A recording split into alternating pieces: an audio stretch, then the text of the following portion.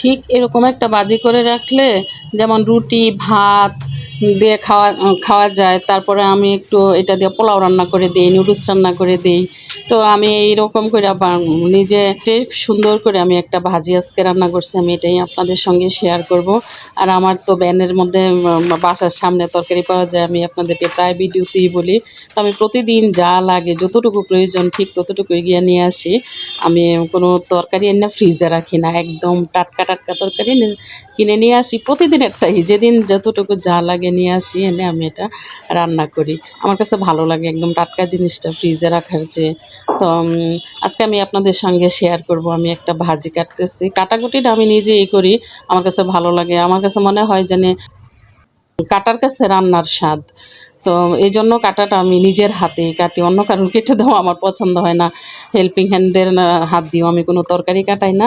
বিশেষ করে তরকারিটা আমার মনের মতো করে কাটতে হয়। তো এটাই আমি আপনাদের সঙ্গে শেয়ার করতেছি। দেখেন আমি এখন সিম কেটে নিতেছি, আলু কাটবো, গাজর কাটবো, মটরশুঁটি বেছে সব কিছু দিয়ে সুন্দর করে একটা ভাজি রান্না করব।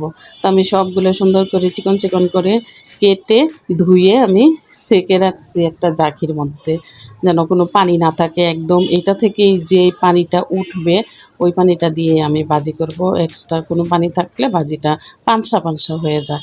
আর যদি একদম মিডিয়াম হিটে আমি সুন্দর করে এই ভাজিটা আস্তে আস্তে উল্টাপাল্টা করে করি, তাহলে ওই ভাজিটা খাইতে ভালো লাগে। আমি এরকম প্ল্যান করে করতেছি, এখান থেকে এই ভাজিটা দিয়ে আমি রান্না করব, পোলাও রান্না করে দিব, নুডলস রান্না করে দিব। এখান থেকে একটু ভাজি করে ফ্রিজে রেখে দিব, যেদিন যেই কাজে লাগানো যায়। মানে বাচ্চাদেরকে খাওয়ানোর একটা চেষ্টা আর কি, ওরা তেমনি সবজি খাইতে চায় না। তো এভাবে করে দিলে ওদের কাছে খাইতেও ভালো লাগে, ওরা বুঝতেও পারে না যে আসলে আমি কোন টেকনিকে এদেরকে সবজি পোলাও রান্না করে দিই, নুডলসের মধ্যে দিয়ে দিই। দেখেন আমি কিভাবে ভাজিটা বসাইতেছি। প্রথমেই একটা কড়াইয়ের মধ্যে একটু তেল দিয়ে দিলাম।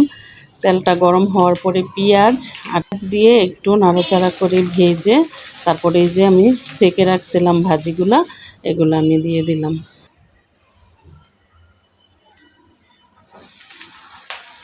কিছু মটরশুঁটি দিয়ে দিলাম ভাজিতে, তো এখন মটরশুঁটির সিজন, দিলে ভালো লাগে খেতে।